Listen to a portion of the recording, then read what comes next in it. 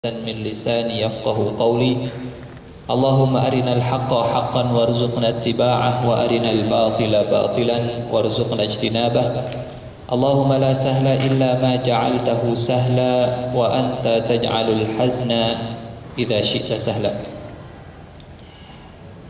Ikhwan dan akhwat yang dimuliakan Allah Subhanahu wa taala, alhamdulillah pada sore hari ini di tengah mendung ya. Alhamdulillah akhir-akhir ini sudah berapa bulan kita selalu diguyur hujan oleh Allah Subhanahu wa taala. Masih dalam musim hujan, padahal biasanya seingat saya dulu kalau sudah masuk bulan April itu sudah mulai kemarau ya. Alhamdulillah Allah masih memberikan karunia nikmat hujan kepada kita. Sebentar lagi sepertinya akan hujan, mudah-mudahan. Makanya tempatnya di sini. Karena akhwat yang dimuliakan Allah Subhanahu wa taala, tema kita seperti yang tadi disampaikan oleh panitia, oleh moderator, kita akan sama-sama membahas, mengkaji sebuah pemahaman ya, yang sering kita lihat, kita bahkan boleh jadi kita rasakan, atau naudzubillah min dzalik, mungkin saja ada bagian-bagian dari kehidupan kita, sadar atau tidak sadar, pemahaman itu ada dalam kehidupan kita. Seperti tadi yang disampaikan oleh panitia, insya Allah kita akan membahas tentang sekularisme. Pertama, kita akan mencari definisinya dulu, karena ada sebuah keunikan. Orang Arab menerjemahkan sekularisme, kalau orang Indonesia sekularisme diterjemahkan sekularisme sama. Yang unik dalam bahasa Arab, sekularisme diterjemahkan dengan kalimat al-almaniyah, alif lam, ain, kemudian lam, kemudian mim, kemudian alif, nun ya tak marbutah, al-almaniyatu, al-almaniyah. Meskipun banyak yang tidak setuju dengan penerjemahan sekularisme dengan al-almaniyah, sehingga mengkaji sekularisme akan jauh sangat tepat kalau kita kembalikan ke bahasa asalnya. Persis kalau kita mempelajari Al-Quran, jangan mempelajari Al-Quran dengan bahasa Indonesia, mual nyambung, akan nyambung. Mempelajari Al-Quran harus mempelajari bahasa Arab. Mengetahui makna asli sekularisme, kita kembalikan ke awal makna sekularisme. Setelah penelusuran, kemudian dicari tentang makna sekularisme, dan kita pahami bahwa setiap yang ada isme-isme itu selalu berbau pemahaman. Sekularisme, kalau saya dapatkan ini sudah jadi terjemahan bahasa Indonesia di definisi Kamus Besar Bahasa Indonesia. Sekularisme adalah paham atau pandangan yang berpendirian bahwa moralitas tidak perlu didasarkan pada ajaran agama. Ini definisi dalam bahasa Indonesia yang tidak jauh berbeda dengan definisi dalam Kamus Bahasa Inggris. Kalau saat ini alhamdulillah nikmat teknologi sudah begitu mudah, sehingga sudah banyak kamus online. Tinggal kalau misalkan kita mau mencari sekularisme dalam kamus Oxford misalkan, kita bisa dapatkan. Sekularisme dalam kamus biasanya apa yang suka dipakai? Cambridge misalkan, kita bisa dapatkan. Atau dalam bahasa Indonesia kbbi.web.id. Saya dapat dari situ. Jadi sekali lagi, faham atau pandangan yang berpendirian bahwa moralitas tidak perlu didasarkan pada ajaran agama. Definisi yang tidak jauh berbeda dengan definisi yang ada dalam kamus online bahasa Inggris, sekularisme dengan sekularisme dalam bahasa Indonesia. Yang unik, ini kita kembali ke bahasa Arabnya. Dalam bahasa Arab diterjemahkannya dengan kata al-almaniyah. Dan entah saya lupa kapan saya menyampaikan ini, bahwa kalau dalam bahasa Arab ketika kita menemukan dua kata yang unsur hurufnya sama pasti maknanya tidak jauh berbeda. Pernah ya saya menyampaikan ini. Al-Almaniyah. Dari mana kata Al-Almaniyah ini berasal? Al-Almaniyah berasal dari kata Ain Lam Mim. Ain Lam Mim. Ain Lam Mim bisa membentuk kata ilmu atau bisa membentuk kata alam. Alhamdulillahi Rabbil Alamin. Atau bisa membentuk kata ilmu. Kenapa sekularisme dalam bahasa Arab diterjemahkan dengan Al-Almaniyah? Ternyata sederhananya karena sekularisme ini dalam mindset orang Arab atau dalam mindset orang yang menerjemahkannya adalah faham yang berpandangan bahwa hidup ini hanya untuk kehidupan di dunia, hanya untuk di alam ini saja. Sekali lagi, kenapa sekularisme dalam bahasa Arab difaham atau diterjemahkan dengan kalimat Al-Almaniyah? Berasal dari kata Al-Alam, alam atau alam dunia maksudnya. Sebuah faham yang hanya bersandarkan atau hanya mengurusi kehidupan duniawinya saja. Artinya, dia tidak memikirkan kehidupan akhirat.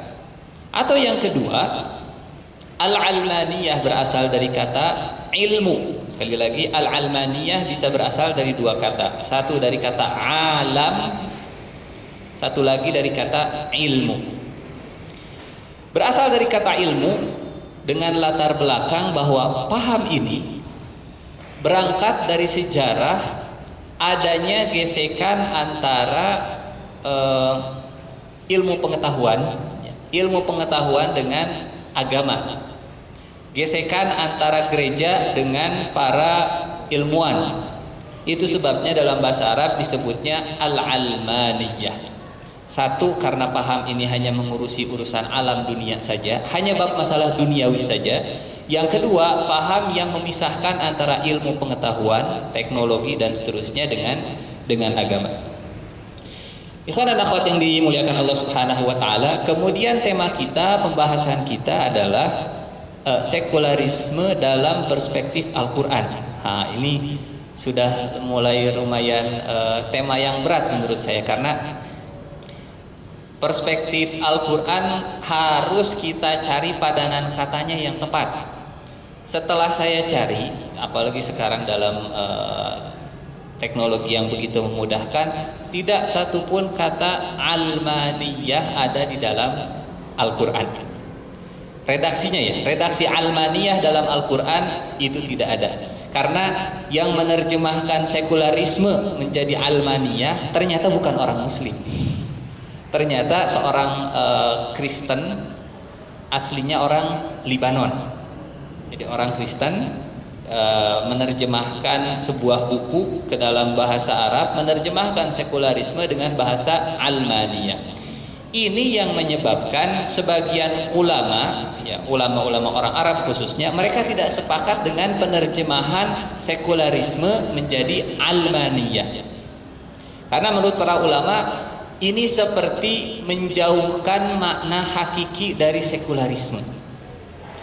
Kalau kita meyakini, ya, kalau kita mengembalikan ke definisinya dalam bahasa Inggris, intinya adalah memisahkan agama dengan kehidupan. Yang tepat, kata para ulama, yang tepat dalam bahasa Arab terjemahannya adalah al-la-diniyah.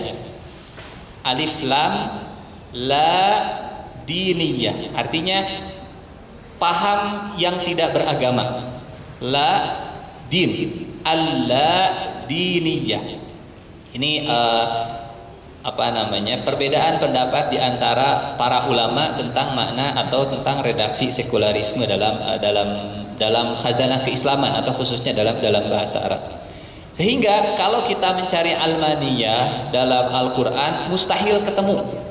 Tidak mungkin akan menemukan. Akan tetapi kalau kita mencarinya itu mencari sesuatu yang sifatnya bukan redaksional, tapi makna yang dimaksud dengan sekularisme dalam Al-Qur'an semuanya ada. Semuanya ada. Pertama, silahkan rekan-rekan buka surat An-Nahl, surat ke-16 ayat ke-89. Saya kira masing-masing sudah punya Al-Quran digital. Surat An-Nahl ayat ke-89. Allah Subhanahu wa taala di sini memberikan jaminan, garansi kepada kita tafsiran atas berbagai macam peristiwa yang terjadi pada umat manusia seluruhnya. Allah Subhanahu wa taala berfirman, surat An-Nahl surat ke-16 ayat ke-89. A'udzubillahi minasyaitonir rajim. Bismillahirrahmanirrahim. Wa yawma nab'atsu fi kulli ummatin shahidan 'alaihim min anfusihim. Dan pada hari kami mengirimkan, membangkitkan pada setiap umat seorang saksi atas mereka dari diri mereka sendiri, dari golongan mereka sendiri. Waji'na bika syahidan 'ala haula. Dan kami datangkan engkau wahai Muhammad, kami datangkan engkau wahai para sahabat, kami datangkan engkau wahai kaum muslimin. Kaf waji'na bika ini diarahkan kepada kita umat Islam. Allah Subhanahu wa taala terjemahannya begini. Setiap umat zaman dulu, katakanlah umatnya Nabi Nuh. Siapa yang menjadi saksi terhadap umatnya Nabi Nuh? Nabi Nuh. Siapa yang menjadi saksi terhadap umatnya Nabi Lut? Nabi Lut. Bukan hanya Nabi Lut, kata Allah Subhanahu wa taala, waji'na bika syahidan ala haula. Bahwa saksi umat-umat terdahulu itu bukan hanya para nabi saja, tapi kita juga menjadi saksi. Ada sebuah hadis Rasulullah menjelaskan bagaimana bagaimana Nabi Nuh ditanya di yaumil hisab, apakah engkau sudah menyampaikan risalahmu kepada umatmu? Kata umat Nabi Nuh, mereka bilang, Nuh belum menyampaikan risalah kepada kami. Kata Nabi Nuh, saya sudah menyampaikan risalahmu ya Allah kepada mereka. Kemudian ditanya, siapa yang menjadi saksimu? Yang menjadi saksiku adalah umatnya Nabi Muhammad. Kita sebagai umat Nabi Muhammad akan menjadi saksi terhadap risalah yang Allah Subhanahu wa taala kirimkan kepada umat-umat sebelum kita. Ini makna ayat waji'na bika syahidan ala haula. Tapi bukan ini poin yang akan kita bahas. Potongan ayat berikutnya yang menjadi poin penting kita. Kata Allah Subhanahu wa taala, وَنَزَّلْنَا عَلَيْكَ الْكِتَابَ تِبْيَانًا لِكُلِّ شَيْءٍ وَهُدًى وَرَحْمَةً وَبُشْرَى لِلْمُسْلِمِينَ. وَنَزَّلْنَا عَلَيْكَ, dan kami menurunkan kepada engkau Alkitab, Al-Quran dalam bentuk kitab. Ini yang luar biasa teman-teman. Apakah Al-Quran ketika diturunkan kepada Rasulullah, apakah ayat ini ketika diturunkan kepada Rasulullah, Al-Quran sudah berbentuk kitab? Belum. Tapi kenapa Allah mengatakan wa nazzalna, dan kami turunkan kepada engkau wahai Muhammad sebuah kitab? Padahal ketika diturunkan kepada Rasulullah, Al-Quran belum berbentuk kitab. Atau misalkan dalam surat Al-Baqarah, dzalikal kitabu la raiba fi, itu adalah kitab yang tidak ada keraguan di dalamnya. Memang di zaman Rasulullah Al-Quran sudah berbentuk kitab? Bukan, belum. Lalu kenapa Allah menggunakan kata Alkitab? Ada isyarat dari Allah Subhanahu wa taala bahwa Al-Quran suatu saat akan menjadi sebuah kitab. Wa nazzalna 'alaikal kitab tibyanan likulli syai'. Ini yang perlu kita garis bawahi, kasih garis bawah 100 kali kalau perlu. Wa nazzalna 'alaikal kitaba tibyanan likulli syai'. Kulli syai'. Kata Allah Subhanahu wa taala, kami menurunkan Al-Qur'an kepada engkau wahai Muhammad tibyanan, sebagai penjelasan dari kata bayan. Bahkan Allah Subhanahu wa taala tidak mengatakan bayan. Allah mengatakan tibyan. Dalam bahasa Arab ini, sekali lagi, karena kita belajar Al-Quran maka tidak akan lepas dari bahasa Arab.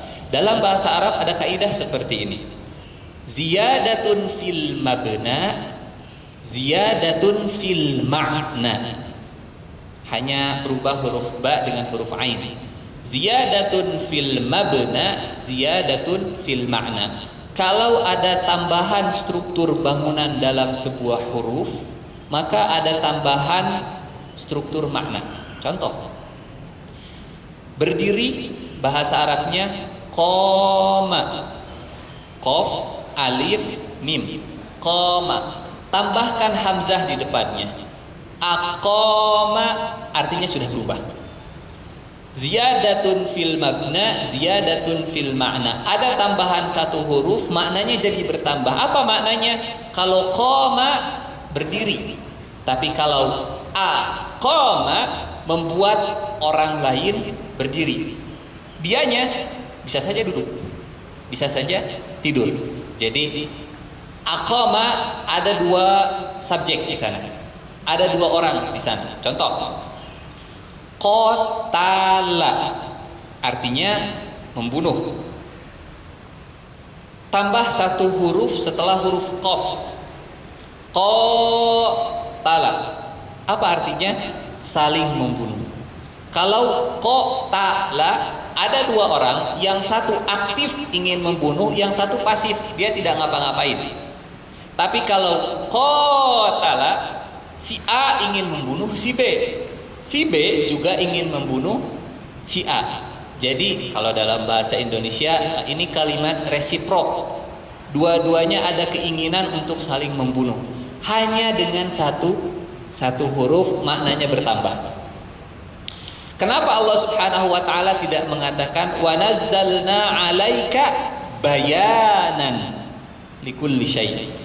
Kenapa Allah tidak mengatakan bayan, tapi Allah justru menambah satu huruf? Tibyan.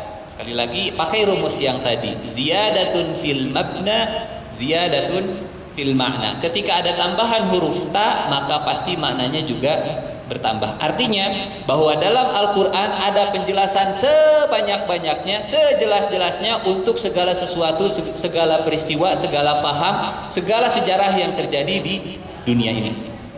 Wa nazzalna 'alaikal kitaba tibyanan likulli syai', kulli syai', segalanya.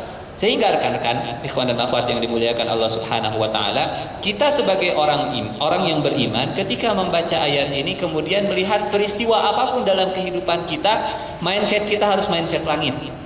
Mata kita mungkin melihat yang ada di dunia, tapi cara pandang kita adalah cara pandang Allah Subhanahu wa taala. Persepsi kita adalah persepsi Al-Qur'an. Kenapa? Selalu ada tafsiran Quran terhadap sebuah peristiwa sejarah. Baik terhadap pribadi kita, keluarga kita, masyarakat, paham apapun, wa nazzalna 'alaikal kitaba tibyanan likulli syai'. Artinya bahwa segala sesuatu itu bisa dijelaskan dengan Al-Qur'an. Segala sesuatu bisa dijelaskan dengan Al-Qur'an. Mau bicara tentang apapun, Al-Qur'an pasti punya jawabannya. Di bidang teknologi, Al-Qur'an akan memberikan kuncinya. Di bidang sosial, Al-Quran akan memberikan kuncinya. Di bidang akidah tidak perlu ditanyakan lagi. Di bidang ibadah, komodei. Di bidang apapun, di bidang ilmu pengetahuan apapun, Al-Quran pasti punya jawabannya. Apa dalilnya? Wa nazzalna 'alaikal kitaba tibyanan likulli syai'. Oke, sekarang kita masuk ke bab sekuler. Sekularisme yang pertama kali dalam sejarah kehidupan makhluk hidup. Kalau kita membahas tentang sekularisme, sering ketika saya atau mungkin teman-teman ikhwan dan akhwat membaca tentang sekularisme, seringkali menarik sejarahnya itu ke Eropa, ke revolusi Prancis. Terlalu pendek kalau menurut saya, karena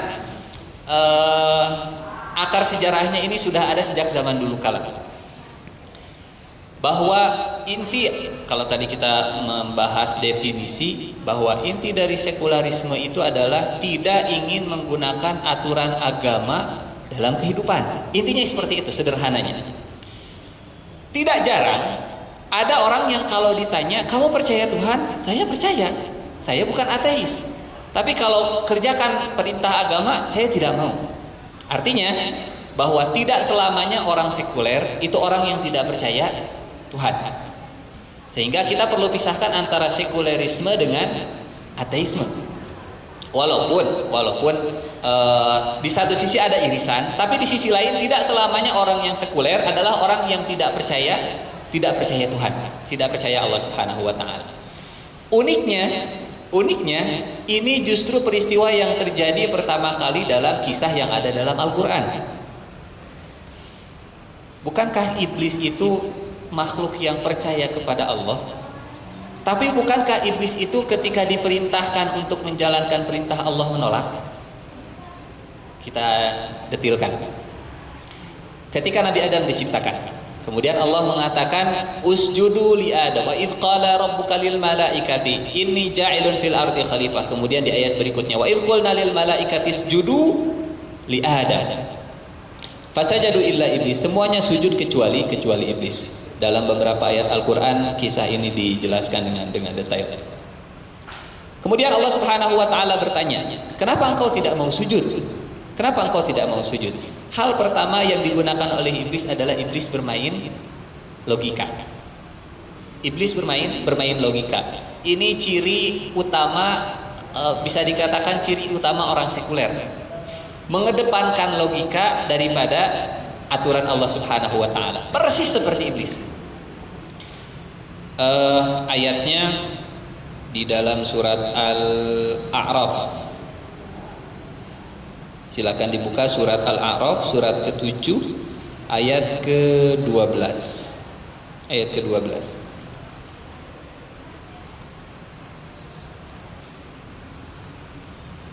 Di ayat 11-nya Allah Subhanahu wa taala berfirman, "Wa laqad khalaqnakum," dan sungguh kami telah menciptakan kalian, "tsumma sawwarnakum," kemudian kami menggambar rupa kalian, "tsumma qulna lil malaikah," kemudian kami berkata kepada para malaikat, "Usjudu li Adam," sujudlah kalian kepada Adam, fasajadu, maka mereka sujud, illa iblis lam yakum minas sajidin. Iblis tidak termasuk golongan yang sujud. Kemudian Allah bertanya, qala ma mana'ak. Allah berdialog. Zat yang maha mulia mau berdialog dengan makhluk yang paling terlaknat. Qala ma mana'aka alla tasjuda id amartuk. Wahai iblis, apa yang menyebabkan engkau tidak mau sujud ketika ada perintah dari Allah Subhanahu wa taala? Ada perintah dari Allah Subhanahu wa taala. Inti dari agama adalah perintah dari Allah Subhanahu wa taala. Jawaban iblis, ini jawaban iblis yang pertama. Ana khairun minhu. Saya ini jauh lebih baik daripada Adam.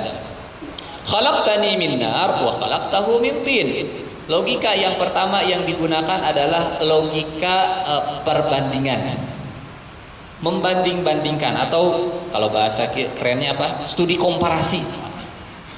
Studi komparasi antara perintah Allah Subhanahu wa taala dengan logika yang kita gunakan, yang kita pakai. Nggak logis ya Allah, perintahmu itu nggak logis. Engkau mengeluarkan sebuah perintah tapi tidak logis. Mestinya yang lebih baik itu disujudi oleh yang tidak lebih baik. Dan engkau ciptakan aku. Di sini iblis masih mengakui Allah sebagai pencipta.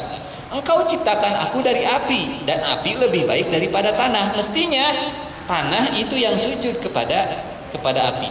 Studi komparasi adalah sebab pertama kesesatan iblis. Mengkomparasikan antara syariat Allah dengan logika adalah sebab tergelincirnya iblis. Ayat ini bukan berarti bahwa Islam bertentangan dengan logika. Jangan difahami demikian, karena kalau kita memahami demikian, kita akan terjatuh pada kesalahan yang sama, kesalahannya gereja zaman dulu yang menyebabkan terjadinya revolusi Prancis. Tahun berapa? 1700-an kalau saya tidak salah.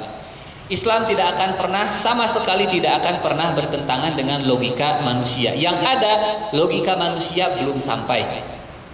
Logika manusia belum sampai kepada hakikat ilmu pengetahuan. Jadi studi komparasi iblis terhadap syariat Allah Subhanahu wa taala. Secara logika ini jauh lebih baik ya Allah daripada perintahmu. Hanya bedanya kalau iblis langsung ngomong kepada Allah Subhanahu wa taala. Padahal kalau kita baca di ayat berikutnya di di surat yang lain atau di ayat ini, iblis masih mengakui Allah Subhanahu wa taala sebagai Tuhan. Sebagai Tuhan. Iblis menolak perintah Allah, tapi iblis masih mengakui ketuhanan Allah Subhanahu wa taala. Artinya, kalau kita kaitkan antara sekularisme dengan ateisme, orang sekuler adalah orang yang menolak agama. Apa arti menolak agama? Menolak agama adalah menolak perintah dan larangan yang Allah berikan kepada manusia. Tapi bukan berarti orang sekuler adalah orang yang tidak percaya kepada Tuhan. Buktinya iblis. Iblis percaya kepada Tuhan tapi menolak perintah Allah Subhanahu wa taala. Iblis meyakini Allah sebagai Rabb, tapi ketika diperintahkan iblis menolak. Bukankah ini sekularisme? Walaupun tidak disebutkan dalam Al-Qur'an al-almaniyah, tapi secara konteks inilah sekularisme. Menolak perintah agama dengan alasan bahwa logika jauh lebih baik, ilmu manusia jauh lebih baik daripada syariah Islam. Ini ayat yang pertama. Kemudian, dan akhwat yang dimuliakan Allah Subhanahu wa taala. Oke, sebelum kita membahas sebab-sebab munculnya sekularisme. Ya, ini yang pertama, sebab sekularisme dalam Al-Qur'an, versi Al-Qur'an, bukan versi barat. Karena yang saya catat ini versi barat. Maksud versi barat itu ketika sekularisme ditarik kepada sejarah Eropa.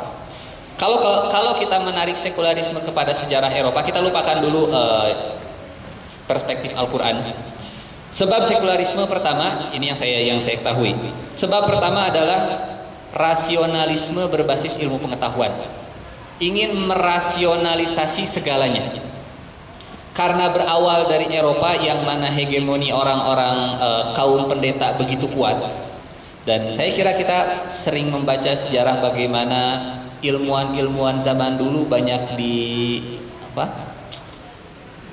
dieksekusi, banyak dibunuh hanya gara-gara berbeda pendapat dengan gereja. Nama-namanya mungkin sangat banyak, Kopernikus dan seterusnya lah, bahkan Galileo, salah satunya, dan lain-lain.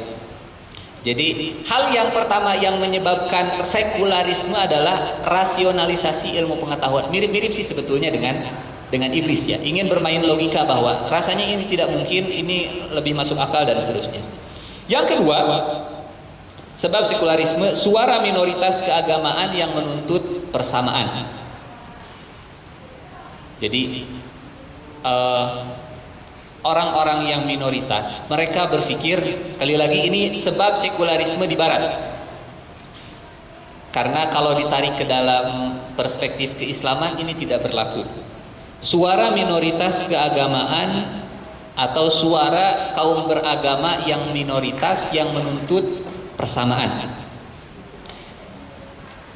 Kalau dalam agama lain ini mungkin logis lah. Tapi kalau dalam Islam ini tidak logis. Kenapa? Karena dalam Islam kita mengenal dalam bab fikih ada namanya ahlul zimmah. Ahlul zimmah. Ahlul zimmah dalam bab fikih orang-orang yang non muslim, ahlul kitab, non muslim yang berada dalam perlindungan kaum muslimin. Mereka membayar jizyah, dengan balasan mereka mendapatkan perlindungan.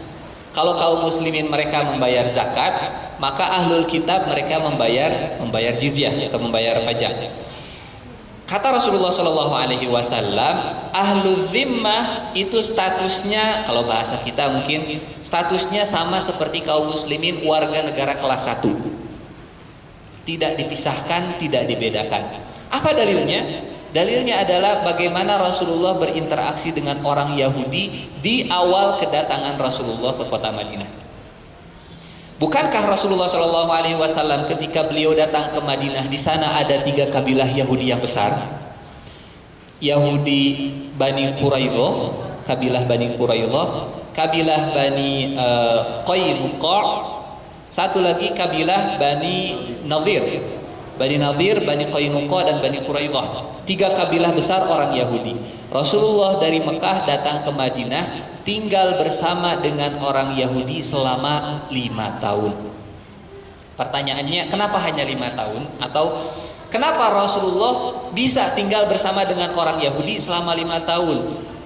Mungkin akan ada yang menggunakan argumen ini, kalau Rasulullah saja dulu bisa tinggal bersama dengan orang Yahudi, ngapain kita capek-capek ngusir orang Yahudi dari Palestina?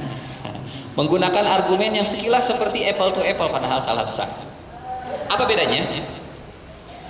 Rasulullah sebagai orang Mekah, walaupun ada keturunan Madinahnya, sebagai orang Mekah, datang ke Madinah dalam posisi sebagai pendatang, muhajir. Orang Yahudi menempati Madinah lebih dulu daripada Rasulullah Shallallahu Alaihi Wasallam. Artinya ini Yahudi memang mereka penduduk asli orang Madinah. Rasulullah datang ke sana, kemudian ada kesepakatan bahwa Rasulullah sebagai pemimpin orang Madinah. Di mana kesepakatan itu muncul dalam Piagam Madinah, MOU Piagam Madinah. Selama 5 tahun Rasulullah memperlakukan orang Yahudi dalam posisi yang sejajar, warga negara kelas 1 seperti kaum muslimin. Kenapa hanya 5 tahun? Di tahun kelima terjadi perang, ada yang tahu? Perang kelima Hijriah, tahun kelima Hijriah. Tahun kedua perang Badar, tahun ketiga perang Uhud, tahun kelima bukan perang Bubutan, bukan perang di Penogoro, perang Khandaq. Perang